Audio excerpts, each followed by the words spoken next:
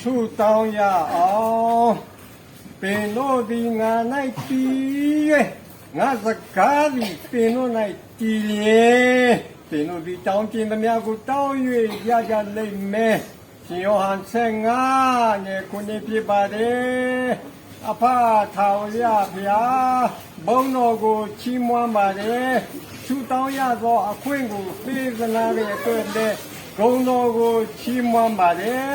ခဏသားသမီးတို့ဆုတောင်းရမှုမှာခဏကြားနာရသောပရိသတ်အားလုံးတို့ရဲ့အတွက်ကျမ်းမာခြင်းကိုသနာပေးပါဖဗျာကိုရောမောရှိရဲ့အသက်တာမှာတခါမှမဖျားဘူးအားလည်းမလျော့ဘူးဘာယောဂါမှမရှိဘူးအသက်ထက်ဆုံးအလုံးလုံးနိုင်တဲ့ကျမ်းမာခြင်းကိုဖျားပေးတယ်ကျေးဇူးတင်ပါတယ်ဖာကျွန်တော်တို့ကြားဘူးတာကတော့ဟိုးတောင်ပေါ်မှာရှိတဲ့ကရင်အဖိုးကြီးတယောက်ကတခါမှမဖျားဘူးနောက်ဆုံးဖျားသခင်ကြီးပြန်ကာနီးတော်မှာမနေ့ပိုင်းမှာမျက်ခုံနိုင်သေးတယ်ဆိုတာကြားရပါတယ်ဒါကြောင့်မလို့ကြားမှခြင်းအမှုကိုဖျားပေးတာခဏကြားနာတဲ့ပြိဿအားလုံးက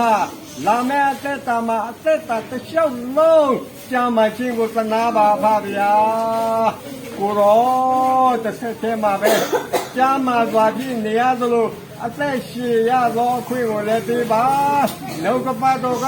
အသက်90ပဲထားပေမဲ့လည်းဘုရားသခင်သဘောတော်နဲ့ညီညွတ်တဲ့အခါနောက်ထပ်90 140ဘုရားသခင်ပေးတတ်ပါတယ်ယောဘကိုပေးတတ်တယ်အဲ့ဒါကြောင့်ဒီနေ့ကြားနာတဲ့ပရိသတ်အားလုံးတို့ဒီလောကမှာနိသိအားရစွာအသက်ရှင်မှုအတွက်ရှေးသောအသက်ကိုပေးပါပါဗျာကိုရောအသက်ရှည်ပြီးတော့ဆင်းရဲလည်းမကောင်းပါဘူးအမှန်တိုင်းပဲဝန်ခံတာကောင်းပါတယ်တို့ပါရဲ့အရှင်ဘုရားရှောလမုန်မင်းကြီးဟာရွှေကြီးပဲ666ပိဿာနှစ်စဉ်ရပါတယ်သူကိုချစ်ခင်တဲ့ရှင်ဘုရင်ကြီးတစ်ပါးကလည်း120ဘဟုတုတလာရှာတဲ့ရှင်ဘုရင်မကြီးကလည်း120သောရွှေပိဿာအပြင်မြောက်များစွာသောဆုလကောင်းကြီးကိုပေးပါတယ်တို့ပါ၍လောကီဆုလစည်းစိမ်လည်းဘုရားသခင်ပေးပါတယ်တို့ပါ၍ခဏကြားနာသောပရိသတ်အားလုံးတို့သည်အကျွေးများရှိခဲ့သောအကျွေးများကျင်းရဲ့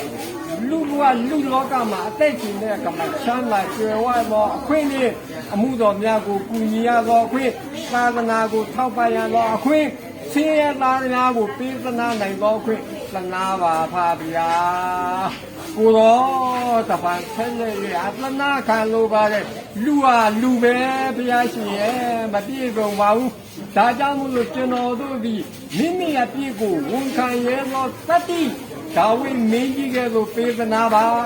မှားသွားတဲ့အခါမှာကိုရောကျွန်ုပ်တို့မှားပါတယ်ဆိုပြီးတော့ရှေ့တော်မှာဝန်ခံရတဲ့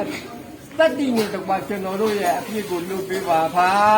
แต่แท้မှာပဲကျွန်တော်တို့ရဲ့အသက်ဝိညာဉ်ဟာဘုရားသခင်နဲ့ဆက်သွယ်သောဝိညာဉ်ဖြစ်စေပါလူလောကမှာဘယ်လောက်အသက်ရှည်ဝိညာဉ်မကောင်းရင်မကောင်းပါဘူးတို့ပါရဲ့ပฏิပန်ကဲလို့အမြဲတမ်းဘုရားသခင်နဲ့ဝိညာဉ်ချင်းဆက်သက်ရသောအခွင့်ကိုပေးသနာပါမယ်အကြောင်းသခင်ခရစ်တော်ရဲ့နာမ၌အသနာခံတဲ့အဖဘုရားအာမင်